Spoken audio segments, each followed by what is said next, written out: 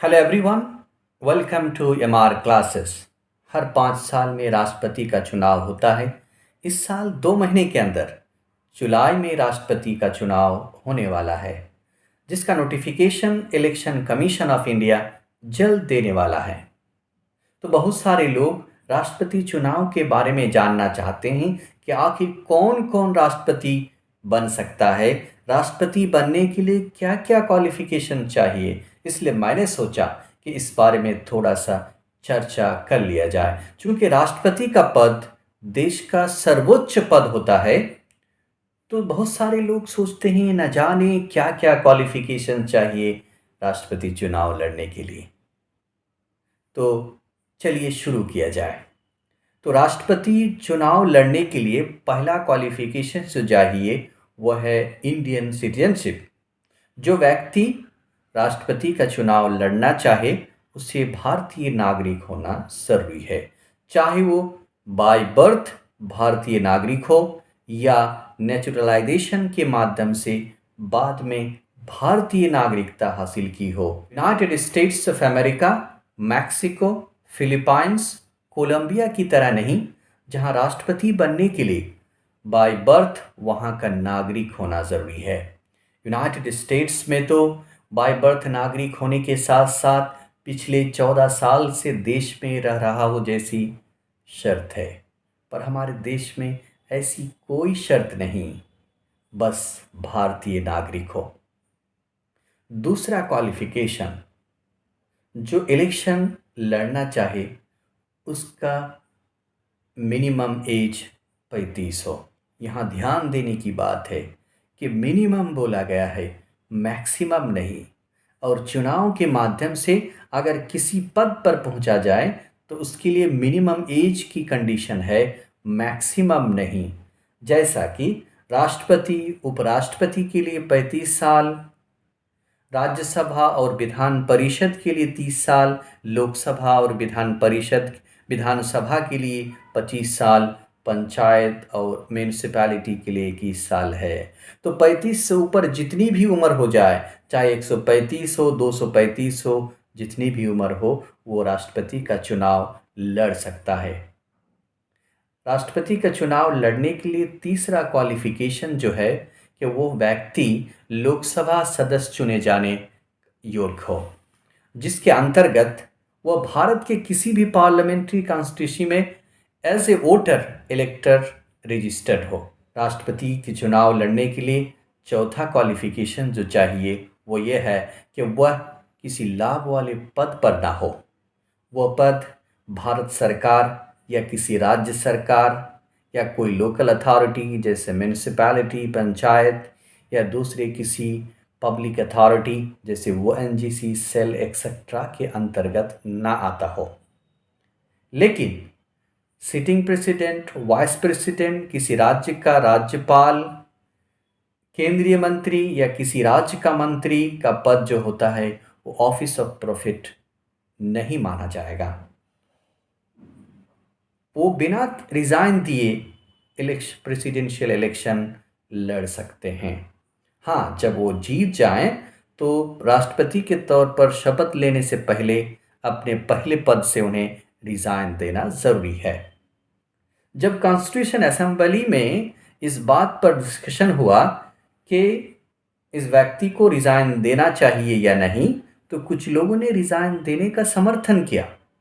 उनका कहना था कि इस बात उन पर इल्ज़ाम लग सकता है कि वो अपने पद का दुरुपयोग करके इलेक्टर्स को प्रभावित कर रहे हैं। लेकिन डॉक्टर बी आर अम्बेडकर ने इस सुझाव को ये कहकर नकार दिया कि अगर वो अपने पद से रिज़ाइन करते हैं तो बहुत सारा काम रुक जाएगा, और वो अपने पद का दुरुपयोग कर रहे हैं या नहीं कर रहे हैं तो उसकी देख रेख इलेक्शन कमीशन ऑफ इंडिया करेगा। मज़े की बात यह है कि ये कंडीशन या ना होने के बावजूद वीवी गिरी जो हमारे राष्ट्रपति रह चुके हैं, उन्होंने जब 1969 के राष्ट्रपति चुनाव लड़ने का मन बनाया तो वह उस वक्त एक्टिंग प्रेसिडेंट थे। उस पद से उन्होंने रिज़ाइन दिया ताकि उनकी तरफ कोई उंगली उठाकर ये ना कह सके कि उन्होंने अपने पद का दुरुपयोग करके इलेक्टर्स को प्रभावित किया। ये जो 4 कंडीशन या क्वालिफिकेशंस थे ये बहुत ही आसान और सिंपल थे। 5वां और आखिरी क्वालिफिकेशन जो चाहिए वो थोड़ा मुश्किल है। वो ये है कि हर प्रत्याशी को 50 इलेक्टर्स को एज ए प्रपोजर और 50 इलेक्टर्स एज सेकेंडर्स, यानी 100 इलेक्टर्स का समर्थन उन्हें चाहिए। 1952 के प्रेसिडेंशियल इलेक्शन एक्ट के अनुसार 2 मात्र प्रपोजर और 2 सेकेंडर चाहिए थे। फिर 1974 में इसे बढ़ाकर 10 प्रपोजर और 10 सेकेंडर कर दिया गया।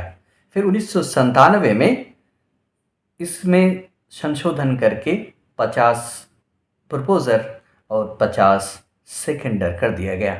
कुछ लोग इस कंडीशन को क्रिटिसाइज़ करते हैं। उनका कहना है कि भारत एक गणतांत्रिक देश है, यहाँ हर आदमी को इलेक्शन लड़ने का अधिकार है, तो इस तरह का कंडीशन रखना ठीक नहीं है। उनकी बात भी अपनी जगह पर ठीक है, पर देश का सर्वोच्च पद के लिए प्रत्याशी बन रहे हैं आप, और आपको 2% वोटर्स का समर्थन हासिल नहीं है, तो आप आखिर क्यों इलेक्शन लड़ रहे हैं? जिससे ही दर्शाता है कि आप सीरियस नहीं हैं, आपके जीतने के चांसेस नहीं हैं, बस आप नाम के लिए इलेक्शन लड़ रहे हैं। और कई बार ऐसा हुआ भी है। 1967 में 17 कैंडिडेट थे, उनमें से 9 को एक भी वोट नहीं मिला था। उन 9 कैंडिडेट्स को 36 इलेक्टर्स ने समर्थन किया था और उन 36 में से किसी ने उनको वोट नहीं किया। इसी तरह 1969 में 15 कैंडिडेट थे, उनमें से 5 को 0 वोट मिले थे। बात ये थी कि 4 अगर एमएलए आपके जानने वाले हो जाएं तो बस आप उनका समर्थन उनसे साइन करा लें और नॉमिनेशन फाइल कर दें। ये बहुत ही आसान था और इस तरह से हुआ भी है। हरियाणा के चौधरी हरिराम जी थे जो लगातार 5 बार 1952, 57, 62, 67, 69 का इलेक्शन उन्होंने फाइट किया। हर बार उनकी ज़मानत जब्त हो गई और 1967 और 69 में तो उन्हें जब 0 वोट मिले तो आगे वो इलेक्शन लड़ना छोड़ दिया। तब जाकर 1974 में 10 प्रपोजर और 10 सेकेंडर की शर्त रखी गई। तब भी कुछ नॉन सीरियस कैंडिडेट्स आते रहे। तब 1997 में 50-50 की शर्त रखी गई। तब से सीरियस कैंडिडेट्स इलेक्शन लड़ते हैं जिनको जीतने का चांस होता है, और यही उद्देश्य भी है।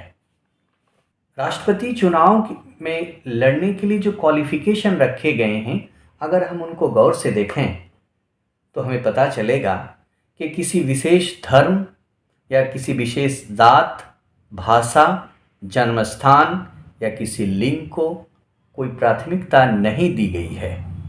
ये उन सब से ऊपर है। ये पद सबके लिए खुला है और ये इंक्लूसिव है, एक्सक्लूसिव नहीं। और यही हमारे संविधान की सुंदरता है कि विभिन्न भाषा के बोलने वाले हमारे राष्ट्रपति बने, विभिन्न स्टेट और एरिया से बिलोंग करने वाले हमारे राष्ट्रपति बने, विभिन्न धर्म के मानने वाले हमारे राष्ट्रपति बने, विभिन्न कम्युनिटी से बिलोंग करने वाले हमारे राष्ट्रपति बने, पुरुष राष्ट्रपति बने तो महिला भी राष्ट्रपति बनी। तो यही तो हमारे संविधान का कमाल है। अगर आपको ये वीडियो अच्छा लगे तो लाइक और कमेंट करें, और इसी तरह के इन्फॉर्मेटिव वीडियोस पाने के लिए MR क्लासेस चैनल को सब्सक्राइब करना ना भूलें। धन्यवाद। जय हिंद।